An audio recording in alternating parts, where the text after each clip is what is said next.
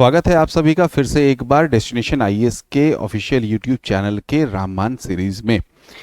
फिर से एक बार हम लोग मिल रहे हैं आपसे आप ही की लिखी हुई कॉपी के साथ, जहां पे कि आपके लिखे हुए कॉपी में और कैसे सुधार की जा सकती है ताकि आपको कुछ एक्स्ट्रा पॉइंट्स मिल जाएं, एक्स्ट्रा मार्क्स मिल जाए। इसी मुहिम के साथ चलिए आज एक क्वेश्चन देखते हैं जो आपने ही लिख के भेजा है। तो आपने यहाँ पे लिखा है एक क्वेश्चन का आंसर, जिसमें क्वेश्चन लिखा गया है अटल इनोवेशन मिशन किस प्रकार पूरे भारत में नवाचार और उद्यमशीलता को बढ़ावा दे रहा है। व्याख्या कीजिए। मेंटर इंडिया, अटल इंक्यूबेशन सेंटर और अटल न्यू इंडिया चैलेंज जैसे अटल इनोवेशन मिशन के विभिन्न पहलों पर संक्षेप में चर्चा कीजिए। चलिए देखा जाए तो इस प्रश्न के दो आयाम हैं। पहला आयाम यह है कि आपसे पूछा जा रहा है कि किस प्रकार अटल इनोवेशन मिशन जो है उद्यमशीलता एवं नवाचार को बढ़ावा दे रहा है, और दूसरा पूछ रहा है कि इसके कुछ प्रोग्राम्स हैं अटल इनोवेशन मिशन के, जैसे मेंटर इंडिया, अटल इनोवेशन इंक्यूबेशन सेंटर, अटल इनोवेशन सेंटर और न्यू इंडिया चैलेंज। ये इसके बारे में छोटी छोटी आपको जानकारी देनी है। चलिए देखते हैं आपने क्या लिखा है। आपने इंट्रो में लिखा है परिस्पर्धी संघवाद के तहत नीति आयोग द्वारा नवाचार व उद्यमशीलता हेतु विभिन्न कार्यक्रमों का संचालन किया जा रहा है।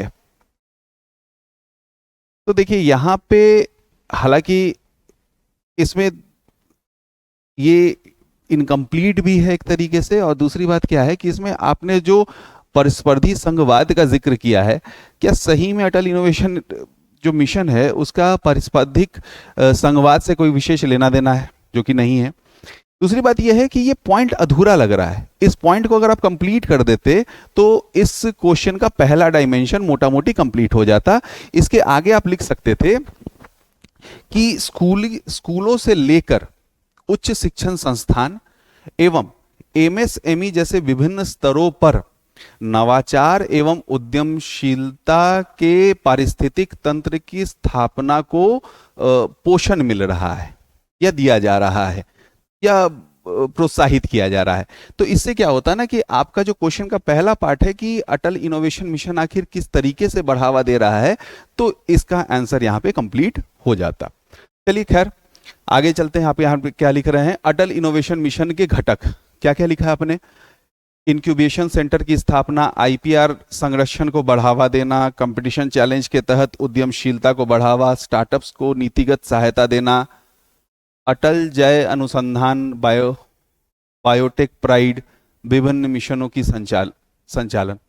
देखिए यहाँ पे आपने क्या किया है ना कि आपने विशुद्ध रूप से यहाँ पे खाना पूर्ति की है। खाना पूर्ति इसलिए मैं कह रहा हूँ कि जो अटल जय अनुसंधान बायोटेक प्राइड है, इसका अटल इनोवेशन मिशन से कोई लेना देना नहीं है, ये एक सेपरेट प्रोग्राम है, तो इसको यहाँ पे जोड़ना ही आपको नहीं चाहिए था।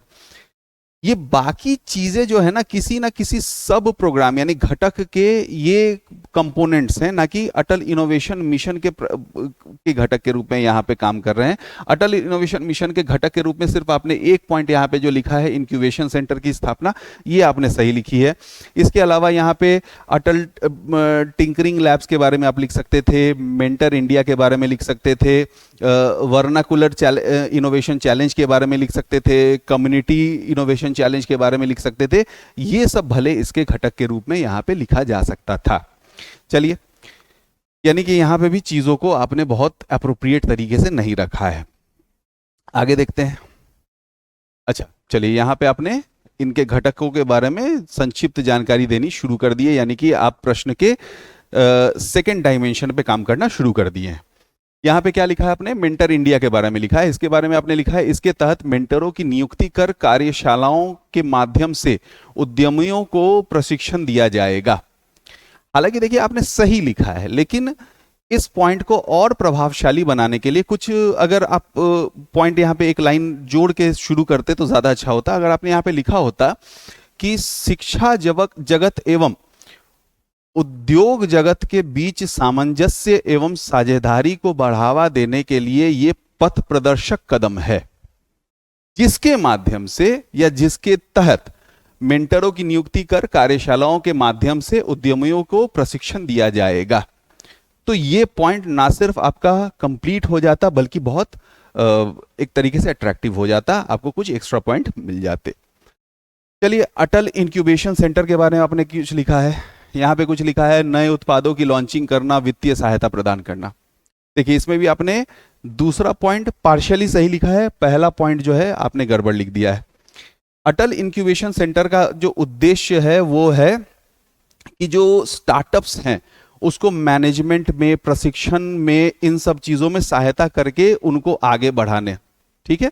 और जहां तक है वित्तीय सहायता प्रदान करना, तो वित्तीय सहायता की जगह यहां पे आप प्रारंभिक पूंजी या फिर सीड कैपिटल लिखते, जो कि 1 करोड़ रुपए तक मिलती है, तो ये ज्यादा अप्रोप्रिएट हो जाता है। यानी कि इसमें भी 2 पॉइंट में 1 पॉइंट आपने सही नहीं लिखा है, दूसरा पॉइंट जो लिखा है इसको आप और अच्छे से लिख सकते थे। New India challenge, new India challenge के बारे में आपने क्या लिखा है? प्रतियोगिता क्विन तो नहीं लिखा होगा आपने, क्विज लिखा होगा शायद, का संचालन, स्टार्टअप्स प्रोडक्ट्स के मध्य प्रतियोगिता का आयोजन, बेहतर प्रोडक्ट्स को सहायता देना। देखिए, इसमें भी आपने क्या किया है ना कि आपने यहाँ पे चैलेंज को समझ के आपने सोचा है कि चीजों के बीच में प्रतियोगिता हो रही है। हालांकि जो न्यू इंडिया चैलेंज है इसमें ऐसे नवाचारों को प्रोत्साहन दिया जाता है जो कि सामाजिक एवं राष्ट्रीय चुनौतियों को सुलझाने में सहयोगी सिद्ध हो। यहां पे इन सब चीजों को लिख के आपने एक तरीके से सिर्फ खाना पूर्ति कर दिया है, जो कि आपको नहीं करना चाहिए था। आगे देखते हैं। अच्छा, आपने यहाँ पे कंक्लूजन भी लिखना शुरू कर दिया है। कंक्लूजन में आपने लिखा है, अतः उपरोक्त प्रावधान का ही परिणाम यह है कि वर्तमान में भारत के पास 100 प्लस यानी 100 से अधिक यूनिकॉर्न तथा तीसरी सबसे बड़ा स्टार्टअप परितंत्र है। इसको भी आप और इंप्रेसिव बना सकते थे कि इसके माध्यम से हम एक ऐसी पीढ़ी को तैयार कर रहे हैं जो भारत जैसे बेरोजगारी से त्रस्त देश में उद्यमशीलता एवं नवाचार को बढ़ावा देके नौकरी मांगने के बजाय नौकरी देने में सक्षम हो। उसके बाद ये सब पॉइंट अगर आप जोड़ते तो आपका कंक्लूजन भी बहुत अट्रैक्टिव हो जाता। खैर, गलतियां सबसे होती है, इस बार आपसे हुई है, इस गलतियों को सुधार लें तो आने वाले 70वीं बीपीएससी के मेंस में आपके आंसर्स जो होंगे वो ना सिर्फ अप टू द मार्क होंगे बल्कि अट्रैक्टिव होंगे, और इन्हीं कारणों से आप अधिक मार्क्स जनरेट करेंगे। तो ऐसे ही सीखने सिखाने के क्रम में एक बार फिर हम लोग मिलेंगे आपसे अगले क्लास में।